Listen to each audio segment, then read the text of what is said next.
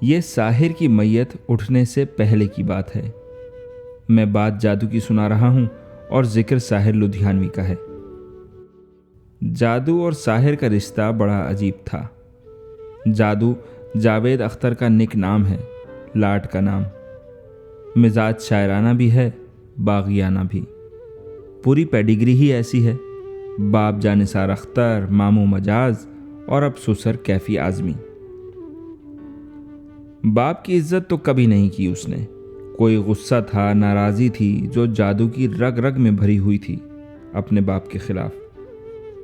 माँ के जीते जी तो बर्दाश्त भी कर लिया करता था, लेकिन उनके गुजर जाने के बाद बात बात पर घर से निकल जाया करता और सीधा साहिर के यहाँ जा पहुँचता।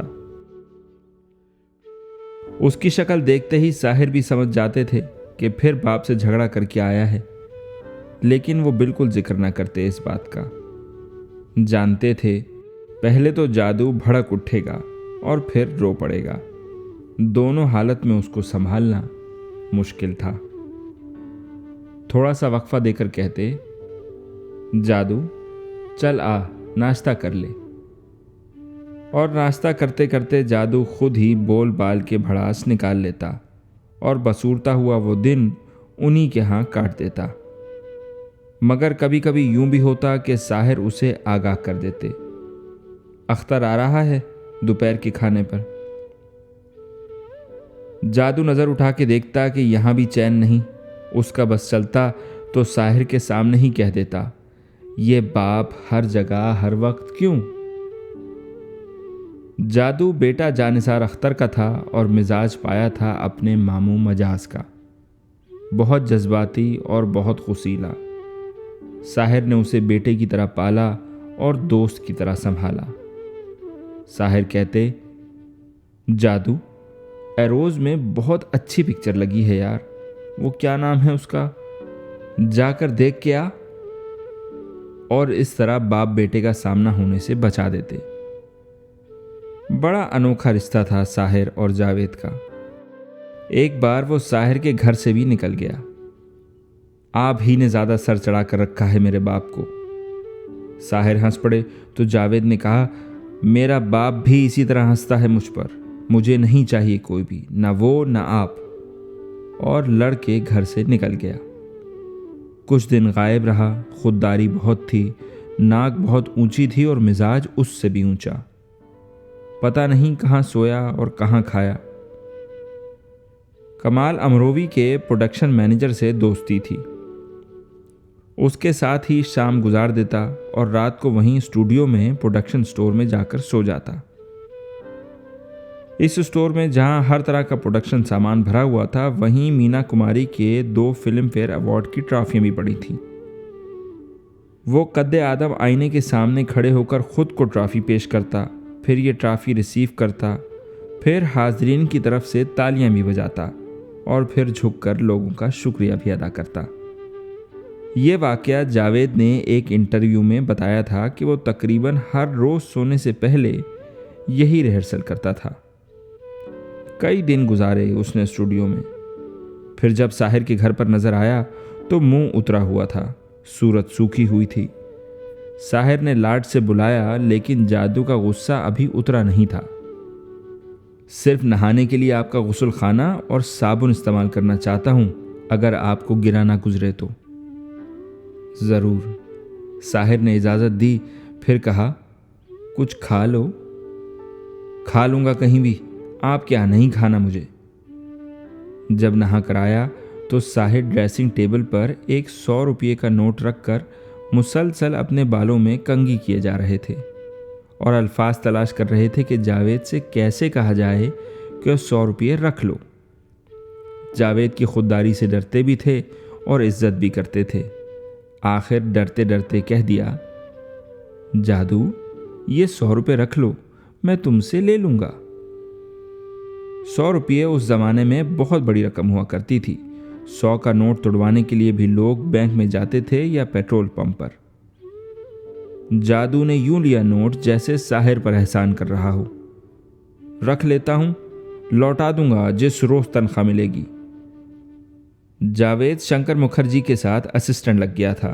जहां उसकी मुलाकात सलीम खान से हुई थी। बहुत कमाया उसके बाद उसने। शराब मामू की तरह पीता था और पी के भड़ास बाप पर निकाला करता था, साहिर स्टाइल में। लेकिन वो 100 रुपये उसने कभी वापस नहीं किए। हजारों कमाए, लाखों भी आए, पर हमेशा यही कहा साहिर से, आपका 100 रुपया तो मैं खा गया। साहिर भी हमेशा कहते, वो तो मैं तुमसे निकलवा लूंगा बेटा। ये नोक झोंक साहिर और जादू में आखिर तक चलती रही और दोस्ती बदस्तूर कायम रही। साहिर के बहुत ज़्यादा दोस्त तो नहीं थे, लेकिन वो दोस्त परवर इंसान थे और शाम की शराब पीने के बाद लोगों की ऐसी तैसी कर दिया करते थे। जिन दिनों कृष्ण चंद्र वाले मकान में रहते थे, उनके पुराने दोस्त ओम प्रकाश अश्क बरसों उनके साथ रहे। एक बार मेरे सामने ही अश्क साहब ने कहा था पंजाबी में, साहिर, शराब पीने के बाद तू गाली गलौज पे क्यों उतर आता है? साहिर ने पंजाबी में ही जवाब दिया था, शराब पीने के साथ कुछ चटपटा भी तो होना चाहिए ना यार। साहिर के दोस्तों में एक डॉक्टर कपूर भी थे, जो खुद दिल के मरीज थे मगर साहिर के मुआलिज। साहिर कहा करते थे, कपूर, मैं देखने आऊं तुझे या खुद को दिखाने आऊं? उस शाम, उस आखिरी शाम भी यही हुआ। इतने बरसों में साहिर अपना मकान बनवा चुके थे, परछाइयां। डॉक्टर कपूर वर्सवा के एक बंगले में मुंतकिल हो गए थे। जादू एक बहुत कामयाब राइटर हो चुका था। उस शाम साहिर डॉक्टर कपूर को देखने गए थे। खबर मिली थी कि उनकी तबीयत ठीक नहीं। हार्ट स्पेशलिस्ट डॉक्टर सेठ उन्हें देखने आ रहे थे। शायद रामानंद सागर भी वहां थे या बाद में आए। साहिर ने कपूर साहब का जी पहलाने के लिए ताश मंगवाई और उन्हीं के बिस्तर पर बैठकर खेलने लगे। पत्ते बांटते बांटते अचानक डॉक्टर कपूर ने देखा कि साहिर का चेहरा सख्त होता जा रहा है। शायद वो दर्द दबाने की कोशिश कर रहे थे। कपूर ने पुकारा, साहिर, और साथ ही साहिर उस बिस्तर पर लुढ़क गए। डॉक्टर सेठ दाखिल हुए। बहुत कोशिश की दिल को बहाल करने की, लेकिन साहिर जा चुके थे। डॉक्टर कपूर की घबराहट देखकर रामानंद सागर उन्हें फौरन हटाकर अपने घर ले गए।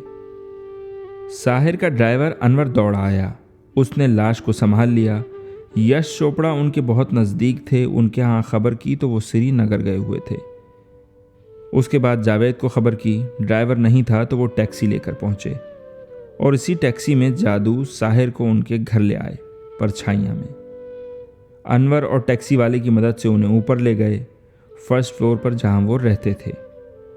जादू जैसे किसी सन्नाटे में था, लेकिन घर पहुंचकर वो जिस तरह रोया है, जिंदगी में कभी नहीं रोया था। उस वक्त रात का 1 बजा होगा। कहाँ जाए, किसको बुलाए, कुछ नहीं किया जादू ने। अकेला बैठा रहा उनके पास पड़ोस के लोग पहुंच गए थे। एक पड़ोसी ने कहा, थोड़ी देर में लाश अकड़ने लगेगी, दोनों हाथ सीने पे लेकर बांध दो, बाद में मुश्किल होगी। जादू रोता रहा और वो सब करता रहा जो लोग बताते गए। फिर सुबह होते होते लोगों को फ़ोन करना शुरू किए। जैसे जैसे खबर फैलती गई, लोग आना शुरू हुए। बैठने के लिए चादरें निकालो, इधर की कुर्सियां हटा दो, उधर का दरवाज़ा खोल दो। बच्चों की तरह जादू के आंसू बहे जा रहे थे और वो ये सब काम कर रहा था। मैयत के इंतजाम के लिए नीचे आया तो देखा टैक्सी वाला वहीं खड़ा है। उफ, बताया क्यों नहीं, कितने पैसे हुए तुम्हारे? वो कोई बड़ा मुहज्जब इंसान था। फौरन हाथ जोड़ दिए। मैं साहब नहीं, पैसों के लिए नहीं रुका, इसके बाद मैं कहाँ जाता रात को। जादू ने जेब से बटवा निकाला। टैक्सी वाला फिर बोला, नहीं साहब, रहने दीजिए साहब। जादू तकरीबन चिल्ला कर बोला, ये लो, रखो 100 रुपये।